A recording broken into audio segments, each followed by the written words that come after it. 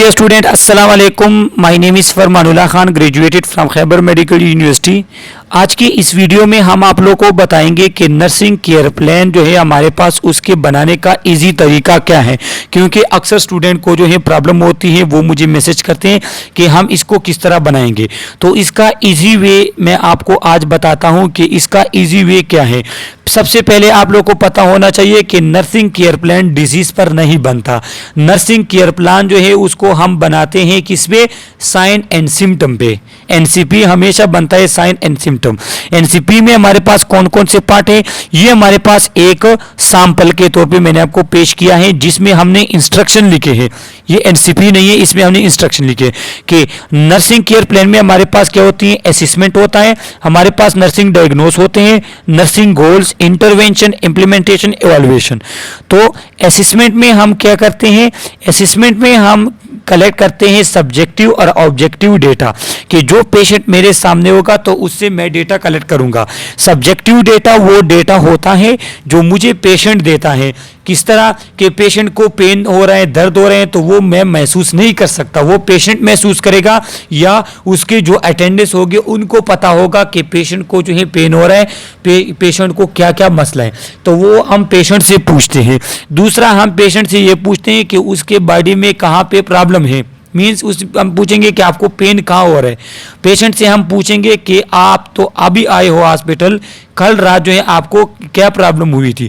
तो subjective data में हम क्या लिखेंगे कि पेशेंट ने मुझे बताया कि मुझे ये मसला है, ये मसला है, ये हो रहा है, ये नहीं हो रहा, तो ये हम सब्जेक्टिव डेटा में लिखेंगे। ऑब्जेक्टिव डेटा में हम क्या लिखेंगे, ऑब्जेक्टिव डेटा में हम लिखते हैं कि पेशेंट जो मेरे पास आया हुआ है या मेरे पास वार्ड में पेशेंट है उसको क्या है, उसको हाइपरथर्मिया है क्योंकि आपने थर्मामीटर के जरिए नोट किया, उसे ब्लीडिंग हो रही है क्योंकि हेल्थ केयर प्रोफेशनल देख सकते हैं कि उसे ब्लीडिंग है, उसे बॉडी के यहाँ पे स्वेलिंग है, उसके बॉडी के यहाँ पे रेडनेस है, वो जो है अनइजीनेस फील कर रहा है, वो हंस रहा है, वो रो रहा है, वो जो है इधर है उधर है। तो जो चीज़ नर्स हेल्थ केयर प्रोफेशन को नज़र आएगी उस पेशेंट में तो वो ऑब्जेक्टिव डेटा में लिखेगा।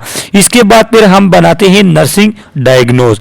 तो नर्सिंग डायग्नोज हम किस तरह बनाएंगे, नर्सिंग डायग्नोज हम इस तरह बनाएंगे कि हम देखेंगे कि पेशेंट को पेन हो रहा है तो पेन क्यों हो रहा है। तो नर्सिंग डायग्नोज में हम लिखेंगे कि patient feeling pain related to disease, patient have a redness related to inflammation या इन्फेक्शन, सही है, इन्फ्लेमेशन। पेशेंट जो है वो अनईजी फील कर रहा है रिलेटेड टू हिज और हर डिजीज। पेशेंट जो है उसको फ्लूइड एंड इलेक्ट्रोलाइट इम्बैलेंस है क्योंकि उसे वोमिटिंग डायरिया हो रहा है। पेशेंट को जो है माल नरिश्ड है क्योंकि वो डिजीज़ की वजह से वो कुछ खा नहीं सकता। तो जो हम डायग्नोज बनाएंगे पेशेंट कंडीशन के मुताबिक और फिर वो हम नर्सिंग डायग्नोज में लिखते हैं। फिर नर्सिंग डायग्नोज के बाद हम गोल लिखते हैं, जो शॉर्ट और लॉन्ग टर्म गोल हमने पेशेंट के लिए बनाए होते हैं। शॉर्ट टर्म गोल क्या होते हैं, जिसे हम ऑन स्पॉट या इन शॉर्ट टाइम हम अचीव करने वाले होते हैं। तो वो फिर हमारे पास क्या हो, वो हमारे पास होते हैं शॉर्ट टर्म गोल। तो शॉर्ट टर्म गोल में हमारे पास क्या है कि अगर एक पेशेंट को ब्लीडिंग हो रही तो शॉर्ट टर्म में हम लिखेंगे कि प्रिवेंट ब्लीडिंग या स्टॉप ब्लीडिंग, सही है। उसके बाद हम क्या करेंगे, उसके बाद हम करेंगे कि change the position of patient to prevent क्या कहते हैं, pressure ulcer, pressure sore. Long term में हम क्या लिखते हैं कि हमने पेशेंट को जो है एंटीबायोटिक एडमिनिस्टर करने होंगे ताकि उसके जो हमारे पास इन्फेक्शन या इन्फ्लेमेशन वो ख़त्म हो जाए।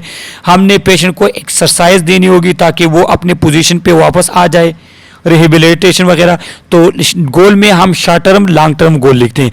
अब अगर फीवर का पेशेंट है तो उसके शॉर्ट टर्म में हम लिखेंगे कि क्या करना है कि हमने उस पेशेंट के टेम्परेचर को कम करना है।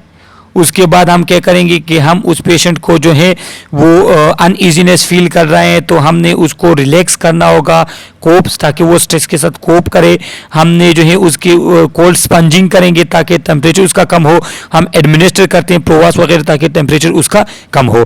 लॉन्ग टर्म अगर फीवर के लिए हम गोल बनाते हैं तो उसमें क्या होगा कि उसे जिस वजह से हमारे पास फीवर है, मिसाल के तौर पर इन्फेक्शन इन्फ्लेमेशन की वजह से अगर फीवर है तो वो जो है उसके लिए हमने एंटीबायोटिक एंटीबायोटिक वगैरह एडमिनिस्टर करने होंगे, किसी और प्रॉब्लम कोई सर्जरी वगैरह हुई है तो वो हमने जो है उसकी ट्रीटमेंट करनी होगी। इसके बाद फिर हम आ जाते हैं इंटरवेंशन।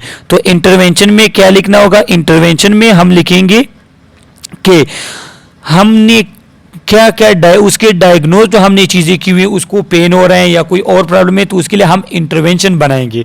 इंटरवेंशन ये क्या है कि हम उसके लिखेंगे, इंटरवेंशन तकरीबन गोल रिलेटेड होते हैं, लेकिन इंटरवेंशन में हम क्या लिखते हैं कि वी एडमिनिस्टर दिस मेडिकेशन, किस लिए? ताकि उसको पेन ना हो। We administer this medication in order to reduce temperature.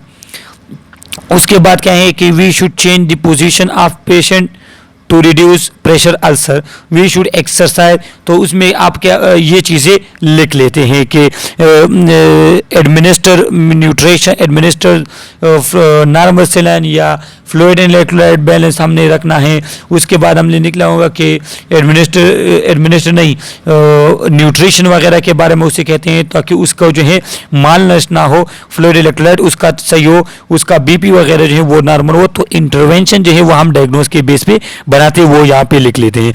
इसके बाद हमने इम्प्लीमेंटेशन के जो इंटरवेंशन हमने बना लिए तो हम उसको इम्प्लीमेंट किस तरह करते हैं, हमने उसके लिए स्ट्रेटेजीज कौन सी बनाई है। मैंने मेडिकेशन दी है ओरली, इसमें हम लिखते हैं कि I administer this medication orally, I administer this medication subcutaneously. उसके बाद हम एक्सरसाइज दी पेशेंट, उस पेशेंट को हमने एक्सरसाइज दिया 30 मिनट के लिए।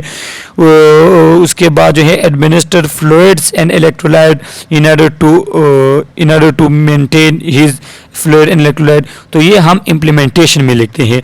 उसके बाद फिर हमारे पास आ जाता है एवैल्यूएशन। एवैल्यूएशन में क्या होता है? एवैल्यूएशन में हमारे पास ये होते हैं कि जो ट्रीटमेंट मैं दे रहा हूँ, एवैल्यूएट हम 1, 2, 3 दिन बाद चेक करते हैं। तो इसमें हम लिखेंगे कि after few days I checked, yeah, after few days I note that patient have a reduced temperature, patient have a normal body posture, patient have a normal body health। तो इसमें हम जो ट्रीटमेंट हमने दी हुई है, जो डायग्नोज बनाए थे, उस पर इंटरवेंशन वगैरह जो की थी, तो इसमें हम देखते हैं कि पेशेंट ने कितने % हेल्थ अचीव कर लिए हैं, पेशेंट जो है वो किस कंडीशन पे अब है, उसके हेल्थ में इंप्रूवमेंट आई है नहीं आई तो कितनी आई है।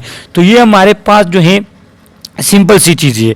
तो ये एनसीपी ये चीज़ें होती है, बिल्कुल भी मुश्किल नहीं होता। असेसमेंट में सब्जेक्टिव ऑब्जेक्टिव डेटा लिखना, नर्सिंग डायग्नोस में हम साइन सिम्टम के बेस पे डायग्नोस बनाते हैं, फिर उस जो नर्सिंग डायग्नोस को उसके लिए हम गोल बनाते हैं कि पेशेंट के लिए हमने मेडिकेशन भी देनी होगी, एक्सरसाइज भी कराना होगा। तो ये चीज़ें उसके बाद फिर हम इंटरवेंशन बनाते हैं कि जो डायग्नोस थे, जो हमारे पास नर्सिंग डायग्नोस हमने बनाए थे, उसके लिए हम कौन से इंटरवेंशंस कर सकते हैं। वो इंटरवेंशन जो हमने बना लिए फिर उसको हम इम्प्लीमेंट किस तरह करेंगे, और फिर इम्प्लीमेंटेशन के बाद हम एवैल्यूएशन करते हैं कि जो हमने ये तमाम चीज़ें की उसका रिजल्ट हमारे पास क्या आया। तो ये एनसीपी की छोटी सी वीडियो थी। इसमें अगर आपको कोई भी प्रॉब्लम वगैरह हो तो आप थ्रू कमेंट हमसे पूछ सकते हैं। Okay, thank you.